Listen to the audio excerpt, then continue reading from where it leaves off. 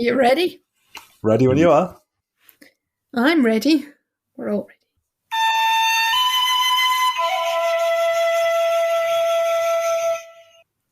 Feels good to be back. Lovely. Claire, you picked the film this week. I did. It was a panic decision. I had to choose at the end of the last meeting and worked my way down the list of IMDb's top 50 films. And first, I picked one, and then I read the blurb, and it looked unbelievably unpleasant. I don't remember what it was. And then this was the next one that I hadn't seen. Excellent. So I picked it despite protestations from a certain group member. Fernando. Let people pick what they want, Fernando. Modern Times, 1936. Oh yes, I picked Modern Times, 1936. Prompts Laura immediately going, another stupid fucking black and white, silent, boring, olden days film. It was black and white in olden days, to be fair. Yeah. Not silent, though. Well, it didn't have sound recording at the time. It was definitely more silent than most of the films we watch. The audio was all recorded separately to the video. Is that right?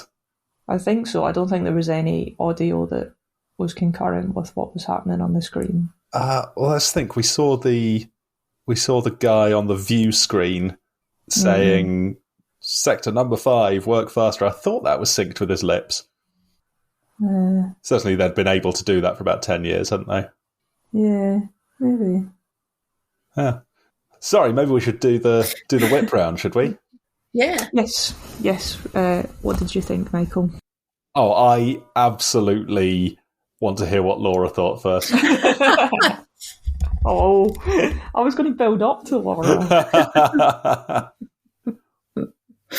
Well, Laura. It should come as no surprise that I loved it. Yes. Oh, this Chaplin guy, he's going somewhere. Yeah. Watch out for him. Yeah. My heart, Charlie Chaplin. That was great. Yeah, I really watch enjoyed his career with great interest.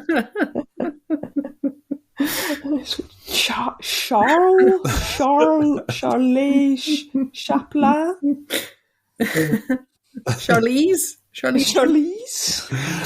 So you thought it was good? Yeah, I really liked it. Excellent. I did as well. I thought it was fantastic. I laughed out loud again and again, and then I thought a little bit, and then I carried on laughing. And then I thought a little bit more, and then it was over. That's a good film. Yeah. I laughed, and I didn't have time to have any thoughts about it. So. Okay, well, we'll see if you can develop some as we go along. That's okay. There isn't a test.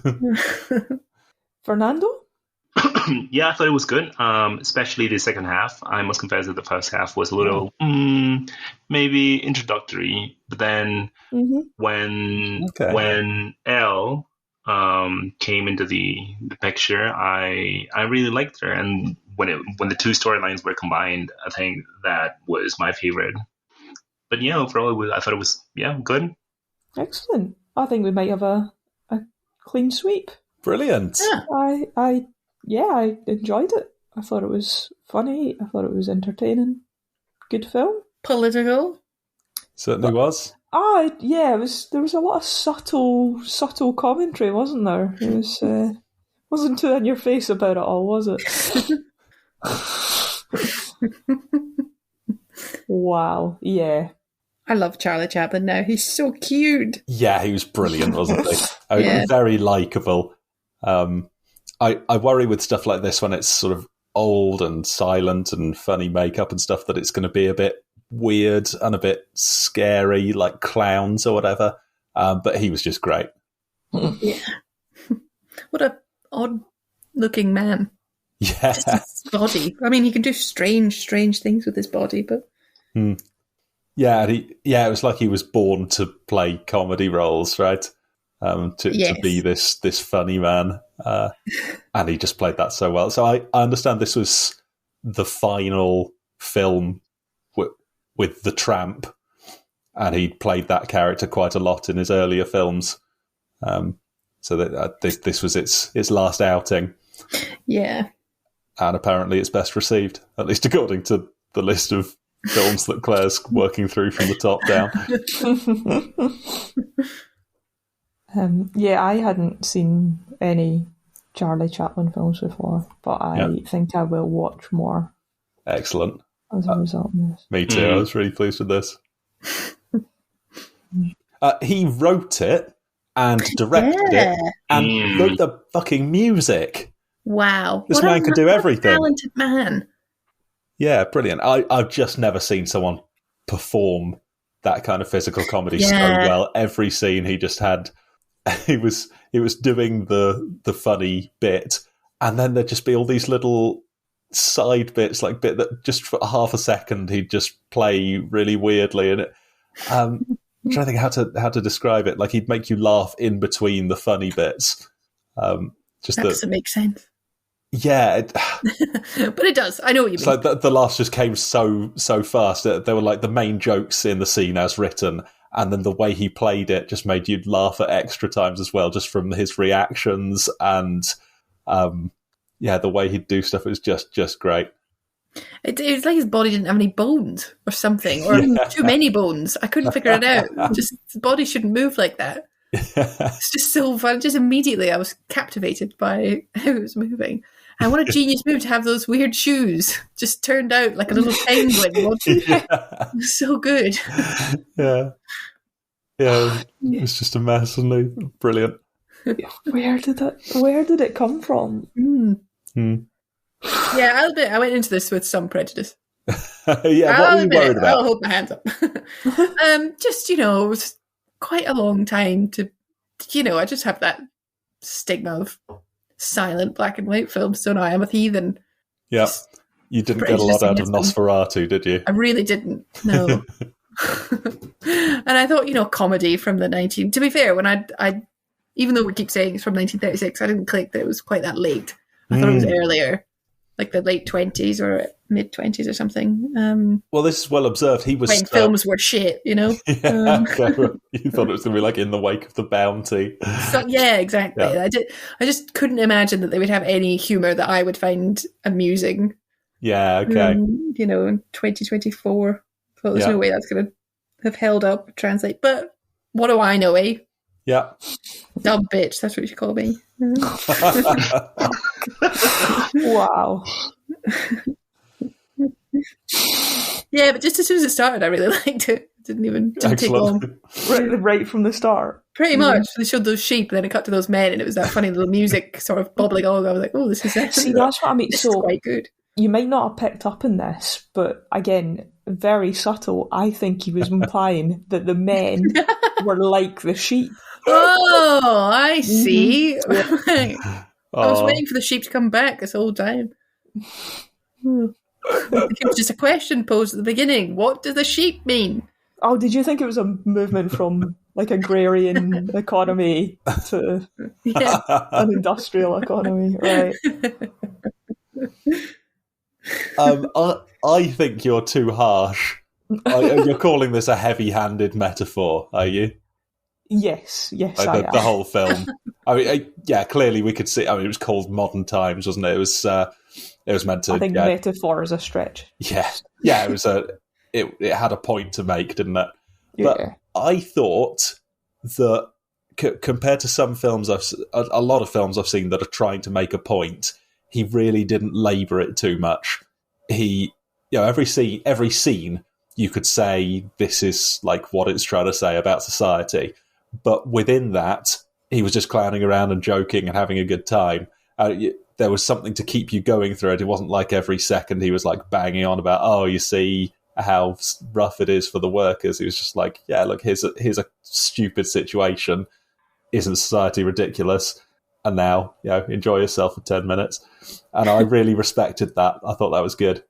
But yeah, I also like that he didn't make it too subtle. He didn't need to. But at times, I think there were questions. I think about what he was trying to say in some of the scenes. Yeah. Can you present us with one of them? No, all very obvious. I also read on the Wikipedia that he's not very political. Okay. So on the wiki it says, like, he doesn't really make political films. He just is demonstrating things as they are with an outlandish kind of like exaggerating to the top. Yeah. But I disagree with that. I thought it was an overtly political film, but as you say, it wasn't really trying to hit us over the head with the message. It was using it for comedy. Yeah, and in a way, it was like you can't really show what life is like for working people in industrialized America without leading the person to think that there are problems with the system. And so I had some sympathy for him there. But things like the communists and the trade unionists in the film, it wasn't quite clear whether he was saying they were in the right, and we've seen how badly these workers are, what terrible situations and lives these workers have got. The thing to do, everyone, is to unite and form trade unions and bring about a communist utopia or whatever. He wasn't quite saying that, and at the same time, he wasn't quite saying, well, they're all ridiculous, but there was some slight mockery of it. They had, like, the steel works had been closed for like 10 years because of the Depression, and then it opened again, and on the day it was open, they worked for the morning, had their lunch, and then the entire factory went on strike. Yeah. And that it seemed like that was sort of trying to... What exactly was that saying? It was just something to make us think. Yeah, it was just saying that this is kind of what modern times are like. What do you think of that? I also, we'll talk, I'm sure, about the final scene, the ending, the walking off into the sunset. I thought that was very ambiguous and bittersweet and open to interpretation. So I really think, particularly at the end of a film, and particularly at the end of a light-hearted comedy film, he could very easily have said, "Here's the message, goodbye." But he didn't. He gave us something a bit odd to think about and a bit subtle, and I liked it. Interesting. So that's my defence. What do you think it meant? I think so. To remind, could you remind us what happened? They've caught up with her, the police. Yeah. So they have to run away. Yeah. So they run away, and then they're sitting at the side of the road, and he's just getting ready to carry on, and she just starts crying and says, "What's the point? We're never going to get away from this." I can't remember the exact words, but something like, "What's the point of trying when we can never actually fix things?" And she says all this looking directly down the lens of the camera. Did you notice that? Yeah. It's the first time anyone's looked down the lens of the camera in the whole film, as far as I can remember. Certainly the first time. It was like a close-up on her face as well. It felt like they were addressing the audience. And Charlie Chaplin, maybe in his role as the tramp, or maybe in his role as a filmmaker and entertainer, just says, "Just keep smiling, things will turn out all right." And she forces herself to smile, and then walks off into the sunset. And what exactly is that? Maybe we are meant to sort of take it at face value that he's cheered her up a bit, and it is a good thing to try and keep a positive attitude and keep smiling and hope for the best, and just keep on trying in life even when things are tough. Or maybe he was sort of saying, "Look, this is all I can do as an entertainer. I'm just telling you all to keep grinning, even though there's terrible problems with society, and that's all I've got to offer." And like how he's just made us smile for an hour and a half. Exactly. Yeah, we're sitting in a cinema in the middle of the Great Depression, and he's just this wasn't for them making fun of industry 90 years ago. This was for them taking off every single injustice in that society that people would have been dealing with day in and day out, and then to wrap up the film like that. And again, it's leading the audience to think, well, shall I just keep on smiling, or shall I go on strike and vote for the Communist Party or whatever? I don't know. You can see why he was accused of communist sympathies later, right? Yeah, I think so. And I think at the time. But you can also see, he's almost said it himself, when he grabs the flag off the truck and starts chasing after it to try and just flag down the truck and give him the flag back. And there's a load of communists marching behind him and he's taken as the leader. It's as if he was saying, look, I'm not starting. We didn't start the fire. No, I'm just standing. I'm just making jokes about stuff. But at the same time, it'd be hard to say that he wasn't making some kind of point. So yeah, I thought about a lot of this stuff all the way through it, and I don't know what the answers to these questions are. He's breaking the wheel. He's breaking the wheel. Yes. Of the machines. There were so many machines and cogs and things turning, which, symbolise the whole broader capitalist machine, and they exempt themselves from it by walking off together. That's good. At one point, he drops a spanner in the works. So he's not throwing it in, he's just accidentally. Yes. Carelessly, right? Yeah. Yeah. Oh, we've stumbled into symbolism. Yeah. Yes, we have, haven't we? So, is there anything I'm just broader we want to say? I feel like I've been talking a lot. What do other people think? Should we come back to symbolism? I'm just trying to, admin here. Yeah. Yeah, why not? We'll come back to symbolism. I just thought it was funny. Yeah. That was mostly what I was getting out of it. It's a funny film. Yeah, bits of it were funny. Yeah. It was silly. Done. It was clearly... I feel like it was... Yeah. What was your favourite scene? What was my favourite scene? Oh, it was definitely the roller skating scene. That's up there for me. That was memorable. Yeah. I couldn't believe it. Just amazing. Biting my nails. It's crazy. I think I've seen that before. Fernando? What was my favorite scene? Yeah.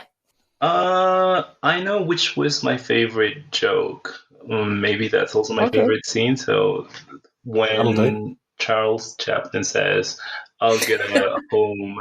I'll get a home even if I have to work for it. I thought that was cute. Then every scene with Paulette Goddard was my favorite scene because she was so good looking. Yeah, I've got notes on this. I didn't think she was good looking. I was looking at her being like, that's an interesting choice because she's not classically good looking. What? Really? Laura, you have to leave this conversation. As interesting you say she wasn't classically good looking. My main thought is she looks like a good looking actress from like 40 years later. She looks like not what someone in the 30s would think is good looking. But what someone now would think is good looking to me. I thought she looked like she was from the future. Yeah. I think that it's because, when I see like a heroine in really old films like this, I expect them to be a bit sort of weird looking and have odd makeup and look really old fashioned. And maybe it was because she was just from off the streets and had messy hair and stuff, but she didn't have any of that. She looked like, what I would expect today's beautiful actress to look like. Mm. But she was such a great performer as well. The sort of hungry look in her eyes, but also the joy and mischief in her was the way she sort of played that role of poverty. I thought she was fantastic. Yeah, she also had a real physicality to everything she did. Yeah. But you didn't think she was good looking, Laura? I thought she was good looking for a normal looking woman. Okay. You mean you thought she was normal looking? No, I thought I could pass her on the street and think, it's a good looking woman. Yeah, she's no Margot Robbie. Remind me who Margot Robbie is. Barbie. Oh, right, okay. She's the best looking woman in the world. And I'm not saying she's, I'm the most attracted to her, but physically, you wouldn't pass her in the street. Okay. I'm trying to think of who to compare it to. You remember First Night with Sean Connery? What was the woman in that? What was she called? I don't remember her name, but something like that. Yes. Claire, did you think the gammon was pretty? I thought so. Strikingly, unusually. I mean, just sort of like how most actors are quite pretty. Yeah. Like, at least moderately nice to look at. She wasn't unpleasant to look at. Yeah, I wouldn't say she was the best looking. Yeah, sounds like you're about roughly what Laura's saying. I'd say she's a Hollywood 6. What? Yeah. But Laura and I both agree that she looked like she was from the future. She looked like an actress from a later time, and it's possibly because she was sort of on the street rather than being, rather than playing a role of a sort of housewife or whatever that would be very made up and that kind of thing. All actresses from the 20s look generally the same. I keep saying 20s, but 20s and 30s. Yeah. They all had tiny little, almost snubby noses, round chins. Yeah. That kind of like pressed hair that covers up most of their forehead and face. Weirdly curled hair. Yeah. Yeah. Big giant eyes. Betty Davis eyes. Yeah. Yeah, like Judy Garland. Oh, I wouldn't say her. So, did Fernando think she was attractive then? Yes, very. Right. Very. 10 out of 10. Yeah, he raised the point. 10 out of 10. Hollywood 10 out of 10. Yes. Universal 10 out of 10. Wow. She's good looking. Maybe not. She's okay. I mean, no offense, but I think I'm better looking than this woman. Sorry to break it to you. And I'm just a normal woman. Well, that's interesting. I guess what it comes down to in the end is that whether someone's attractive is subjective, and not everyone has the same opinion.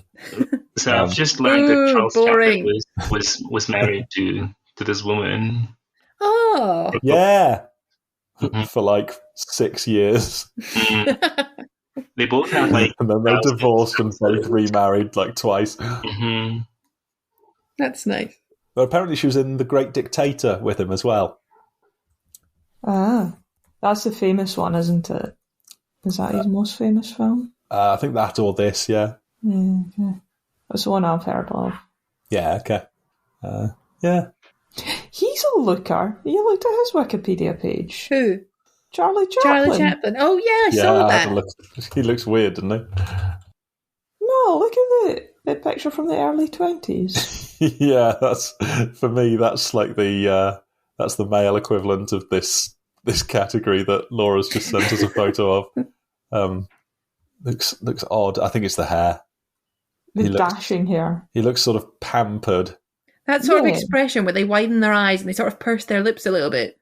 They look slightly startled or frightened or something in all photos from this era. He was 21 years older than Paulette Goddard. Yeah. Oh. It was a scandal, apparently, of some kind. Imagine being born in 1889. Wow. That's old. That is quite old. Yeah. Wow, that's 100 years before I was born. Yeah. Wow. And Taylor Swift. Taylor Swift, wow. Oh, maybe this will be Taylor Swift's century. If the last one was Charlie Chaplin's. Well, good stuff anyway. Yeah, I liked their love story. I thought it was really sweet. Much nicer than I expected it to be. So it did freak me out a little bit that she was a child. Was she a child? I didn't realise this. Yeah. Well, the state were juvenile. the state were like trying to put her into care or whatever, and she ran away. Oh, because she was a minor? Yeah. All right. That's funny. I mean, the actor was 25, right? Yeah, she was certainly didn't look like a child, but yeah, that's an odd one. Well, if she was old enough, then they'd have let the children stay with her, wouldn't they? They wouldn't have been. Yeah, you'd imagine that certainly they wouldn't try to take her into care as well. Weird. Different times. They should have called this past times. Olden times. Oh, that's an interesting and curious one as well. There's not like a thing where they would do that if she was 20, but not if she was 21 or something like that. Like, what's the maximum age they'd be doing this to her for? 17? I'd have said 18 was the youngest, oldest, the cut-off. Yeah, okay. Anyway, she was cool. I was glad that there was not really any conflict between the two of them. They didn't even make a big point about them falling in love, but I think it was clear that they did fall in love, and then they were just sort of devoted to each other till the very end. Did you see that there was an alternative end filmed? No. Oh, she joins a nunnery, and they separate forever. Huh. Interesting. What happens to him? I think he goes off, and it's the same end with him. He goes off into the sunset by himself. Oh, that's much less nice. Yeah. That's when he was trying to make some point about religion and decided against it. I'm not sure, but in the bit that described the different endings, it said that he'd decided on that one because they were essentially two halves of the same whole. They were kind of each other's perfect match. Yeah, good call. Yeah. Wow. But yeah. What was your favourite scene, Michael? Oh, the roller skating was quite good. And I think particularly when she like, he's completely fine and never goes over the edge, and then it's when she alerts him to it that he pulls off the blindfold and absolutely freaks out and nearly falls off the edge like 3 times just by panicking, and he does that so well. So that was up there, and I liked how he just kept on getting arrested and taken to the police station just again and again and again. That's really good. And the only time he had trouble waiting for that to happen was when he was trying to get arrested and couldn't quite make it happen. Yeah, that was good. Yeah. I really enjoyed his dancing at the end, dancing with his butt. That was great. When he was just sort of shuffling around on it. Again, it's just something about shoes that I just found really funny. That was good. And the skates. And then just the beginning bit with the wrenches and the bolts. Yeah. I felt like that went on. I could have watched that for longer, even. Yeah. What? I really liked it. He found quite a lot of different permutations of that, didn't he? And they were all funny and just kept on working. It was the other guys trying to beat him up. But that was just meaning that they were getting behind on their work and they had to go back to it. And, I think that lunch machine looks great. I'd happily sit in that and be fed by a machine. I thought that was quite good. And that was one of the first scenes, wasn't it? It was in the first 10 minutes. Early. And what a damning indictment of commercial capitalism. That the idea that, people must have, one of the things people must have talked a lot about at this time was machines replacing people's jobs, which had been happening for the last 100 years, and people must have had a lot of anxiety about that. And then just the idea the machines are just replacing humans at everything, including feeding themselves. And that, these companies would be so desperate to squeeze every last cent out of things that they'd spend enormous amounts of money. And as we saw, spending enormous amounts of money on things that turned out to be a complete waste and total folly because they got greedy. And that's exactly what we know these corporations do. Companies, just making stupid decisions based on short-term payoffs that are just never really going to work. And that was quite good. God, it could have been made today, eh? In many ways, it could have been, right? Yeah. Maybe it is a good title. Yeah, I think so. It's good for reminding us, if nothing else, that this was not a period piece. It was meant to be about what was happening right then at that time. And I think the key points haven't really changed all that much. There's a question there of what it would be about now. How would this be different if it was made today? They probably wouldn't be in a factory. Yeah. Be code monkeys. It'd be code monkeys. I like that. You know, they'd be working in an Amazon warehouse or something. Oh, yeah. Yeah, that would do it. And the machine would be, like, making their lunch for them in such a, like, cutting the sandwiches so that the shape of the sandwich is an advert or something like that. It's a lunch machine and a toilet, so you don't have to leave your station in the entire 12 hours they require you to be there. Yeah. I think this was seen as, in some ways, dated even as it came out. All of the studios were doing talkies, and everyone was expected to make talking pictures at this point, and it was unusual to release a silent film at this point, apparently, which is why he was even experimenting with these scenes that had a soundtrack to them. But he never had the main character talk, and most of the scenes are still silent with like a few sound effects. And that was interesting. That he was sort of doing it the old school way. Yeah. Cool. Yeah, it reminded me of Paddington 2.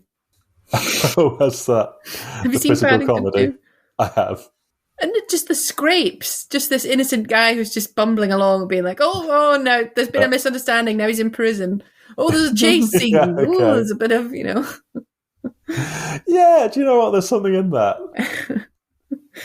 Because I was trying to think of what's carrying the torch for that kind of slapstick humour. There you go. And I guess that's it. And again, to rave reviews, very well received film that had a lot of fun to it, but also something a little bit to say about humanity and love and things. Yeah, that's the modern times of modern times. It's Paddington 2. Too modern 2 times. Too modern 2 times. 2 times what? We had 2 instances of someone getting a cream pie in the face. That was what I wanted to see. I was watching that thinking back to basics. That's comedy. Don't need all of this surrealist stuff with people none of that. So there were bits of it.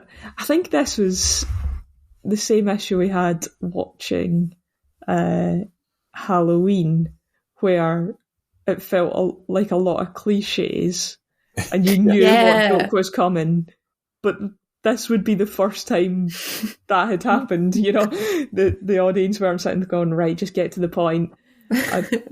So in some ways I was giggling before the punchline because you're anticipating it, but that's not. God, the audiences must have lost their minds. I know. Can you cream pie in the face? The funniest thing they could ever have imagined. Oh, he gets hit in the face with the pie. Yeah. There were bits where you could see the setup, and it seemed obvious that even just seeing the setup, you were meant to start laughing, but maybe you weren't. I don't know. When the guy accidentally leaves the bolts on the plate. Yeah. I think, oh right, so that's going to go in his mouth, and you can play half the scene out in your head before the eating machine revolves round and it ends up pushing the cogs in. No less funny for it. It makes me want to see some earlier ones as well. I've seen 1 or 2 short silent films from his really early period, but that was years ago. I just remember finding them hilarious. Yeah, even though I really enjoyed this, I would put up a same fight if you tried to make me watch another one. Okay. Still something in me that's nah. Well, I'm delighted we've got this system where we have complete control. Yeah. Absolute dictator for a week at a time. The great dictator. Yeah, well, yes. I won't. I mean, this was on my list of films I was going to pick at some point. I was glad you went to it. Oh, that's good. Here's one for stuff that makes us react a bit differently now. The view screens where the boss could see everybody in all the different rooms through these screens. This film came out like 10 years before the novel 1984 did. And I wonder if the idea of these sort of menacing screens being in rooms watching people so that the big wealthy people in charge can keep an eye on you, I wonder if that was something that people had thought of before. Yeah. Oh. Like the way he caught him smoking in the bathroom and this screen lit up and he said, "Get back to work." That seemed to be, saying something about the intrusion. Yeah, I don't know. And whereas nowadays we think straight away, like in 1984, or at least I did, the telescreens watching everyone. Whereas that, I mean, science fiction in 1984, it certainly must have been at this time that you didn't have two-way screens like that where you could watch people at that time. God, they were onto it back then, weren't they? Yeah. Well, again, it just makes me think Charlie Chaplin, smart guy, he knew what he was talking about, or had something to say anyway. Wasn't just someone who could walk a bit funny and take a pie to the face. Someone who, grew up in poverty, and again, apparently we can all read Wikipedia pages. But it said that he got part of the idea for this film was after he'd spoken to Mahatma Gandhi. What? And discussed like the mechanization of industry with him. And Gandhi was basically saying that mechanized industry is a bad thing because it ruins people's lives, and Charlie Chaplin didn't entirely think it was a bad thing, but that relentlessly building them for no motive other than profit had ruined lives and put people out of work. And then he started thinking about making this film, apparently. Yeah. Well, that's a fun fact. Gandhi getting straight in here. Shout out to Gandhi. Yeah. Let me tell you about that conversation he had with Lenin the year before. It sounds like an IMDb, like a made-up IMDb fact. I think this is my favourite Gandhi film. Yes, definitely. It's in my top 3 anyway. Fernando, did you find this just sort of entertaining in how funny it was, or were you thinking about these like social aspects of it throughout? What were you thinking as you went through? I was, I guess I was both entertained at times, but mostly I guess I was thinking of the poverty, and then I guess I was making analogs to life in Mexico nowadays. Right. I was thinking, I guess, for example, the scene where this person describes and says, "I'm not a robber, I'm just hungry." I wonder how often that happens nowadays in Mexico, and how often people are just hungry and they cannot even be robbers probably because there's nothing to rob.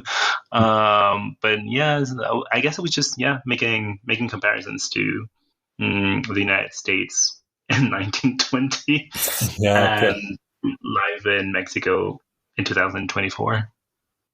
Eek. That's a bit worrying, isn't it? Just that there's a lot that hasn't changed, you mean? Yeah. Yeah. I feel like we should have done better. Yeah. Stupid capitalism. So you're one of these communists as well, are you? Get in the police van. Nino. 1 week later. Wait. So I believe I know nothing. I know very little about capitalism and socialism and the other thing, communism.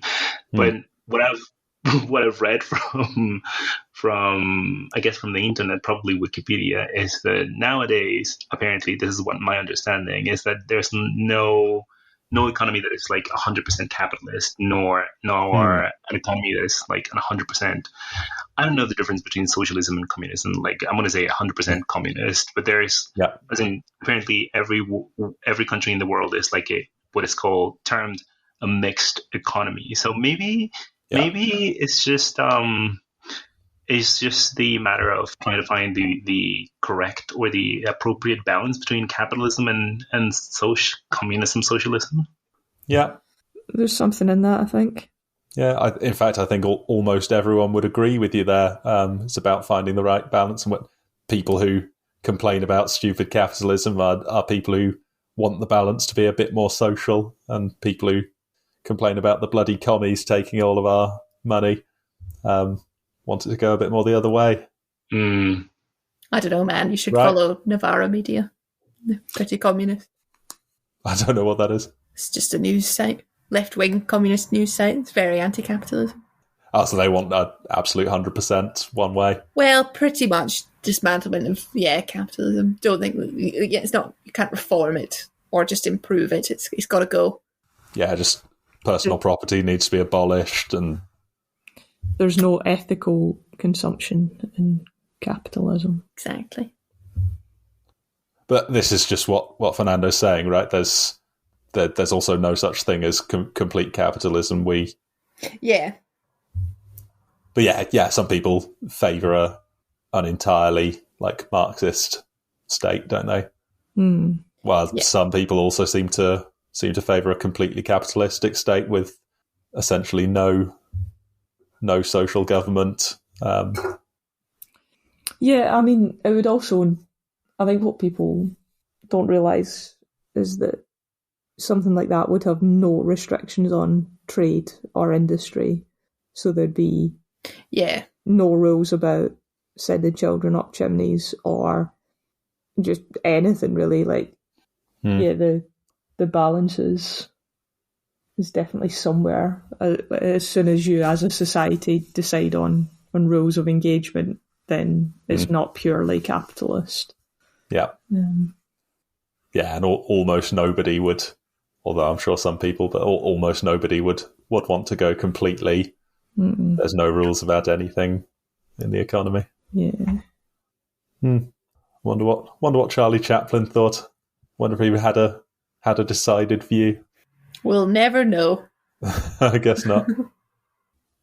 Mind you, Robert Downey Jr. did a film in 1992 about Charlie Chaplin, where he played Charlie Chaplin. Maybe that would tell us.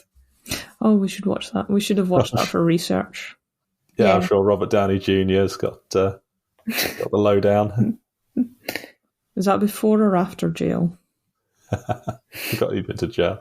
Why did he go to jail? Did he go to jail? He certainly disappeared for a while. Yeah, he went seriously off the rails between his first career and his second career, right? Yeah. That's almost all I know about him. I don't think I've got much more to say. Is there any symbolism we want to do? Do we have the bell? Lovely. So we talked about people getting stuck in the machine, right? he got dragged into the machine and turned around and spat back out again, and then later he threw a spanner into the works. He didn't. He dropped it accidentally. He did that by accident. He did not have strong political feelings. Just accidentally got caught up in them. Yeah, that's great. Again, repeated with him carrying this flag that he didn't realise what it stood for. Yeah, brilliant. Any actually started with a clock. Modern times. Just got it. Yeah. The opening credits is on a background of a clock ticking. Yeah. Yeah. Oh, so clock for times. Yeah. Was it a modern clock or was it an old-fashioned clock? Well, I think it was pretty modern for the time, wasn't it? It was a big machine with cogs and stuff. Again, I thought this was quite clever. Maybe a little subtle thing that wasn't quite clear what he was doing. Do you remember when they're sitting outside? He's just met the gammon, and they're sitting outside someone's house just chatting. And he says, "Oh, can you?" He sees the perfect little wife waving goodbye to her perfect husband who's going off to work, and he says, "Can you imagine us in a house like that?" And then they have this little daydream. And it is the American dream, isn't it? Yeah. Of living this perfect little life, and everything was just taken to an absurd extreme. And we saw how his conception of this was a flawed and a bit silly. Was that meant to be a parody of the American Dream? Maybe. I thought it was more that, or maybe it was a wider commentary, but that he was so far out of that world that he couldn't even imagine what it actually looks like. Yeah, okay. Like asking Heather what she thinks the atmosphere on the moon is. Yeah, okay. Yeah, so maybe it was just a joke about the tramp being out of touch. Not so much out of touch as excluded from that world. Yeah, okay. That's just unattainable for him. That's a world he doesn't see. So there's a symbol in there, isn't there? Yeah. He represents the poor. The poor can't even really imagine what it would be like to be middle class. To be, because that wasn't even a particularly big house or a particularly wealthy couple. No. That was just people who were getting on okay, and he couldn't even really understand that properly. And maybe that's saying something about the American dream, the dream of making it big and everything being okay. That people who are down and out don't even really understand what they're dreaming about. They don't really know what the reality of that is because it's so hopelessly out of reach. Does that chime in with his moment at the end where he's singing nonsense? He's finally got his moment. Oh, and he can't even do anything it's just with gibberish. it. Yeah. Yeah, that was good. I think I need to watch that scene again where he's singing the gibberish because I think he's acting out the stuff that was written on his cuff, wasn't he? But I couldn't quite remember what was on the cuff before he started doing it. Neither could he. Yeah, I need to give that another watch because that was great. Apparently, that's the only time you hear the tramp's voice. Yeah. In all of the time with that character, and and he wasn't even speaking. He wasn't speaking, and they weren't proper words. It's quite nice. Yeah, and that was when they'd finally got it. They'd both got a steady job, and everything was going to be okay. And then the bloody system caught up with them and dragged them back down. It's definitely got this bitterness to it, hasn't it? You don't need to have that in a fun comedy film. It could have been a happy ending where everything was fine. Yeah. But he brought it all the way up and then had them have to run out and completely abandon everything again. Oh, good film. Brilliant stuff. Yeah. Thanks for picking it, Claire. That's all right. Were you going to call me Heather? Yes, I've been talking to her a lot lately. Oh, God, here's the easiest game we've ever played. What's the connection to Bicycle Thieves? Bloody hell. That was about bicycles, and this was on roller skates. There was wheels. They're both damning indictments of the system we live under. And downtrodden, hungry, poor, just desperate to gain any foothold in the world. I think it's probably the wheels. Yeah, wheels as well. Thank you. Yep. Yeah, we've had a couple of films in a row there, haven't we? Yeah. Do you still have to pick, Michael? Yeah. You picked Evil Under the Sun, which I'm going to say was possibly slightly less worthy than these two, although I'd really enjoyed it. What? Get a bit pissy boots.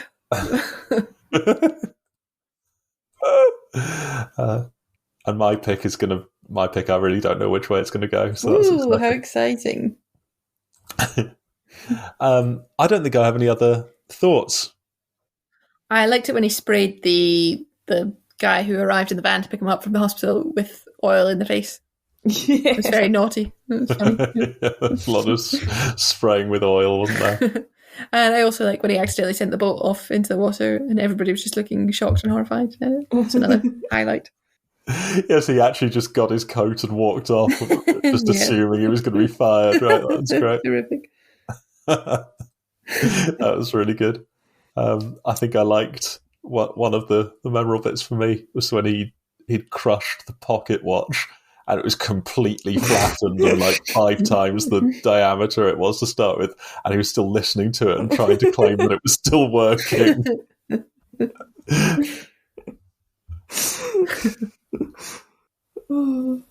Yeah, great stuff. Fernando, any closing thoughts? What are my closing thoughts?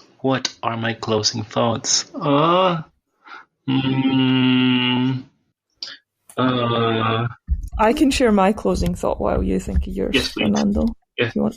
I think it's a shame that Hitler ruined the toothbrush moustache. I think that's a real loss.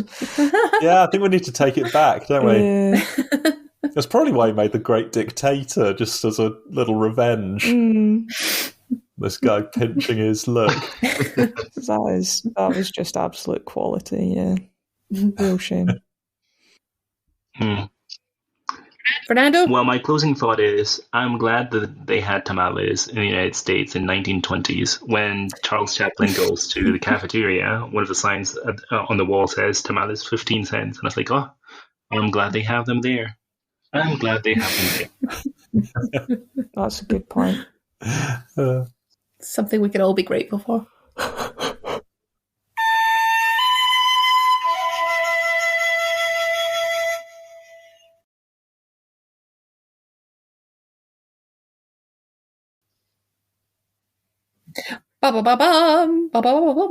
Michael.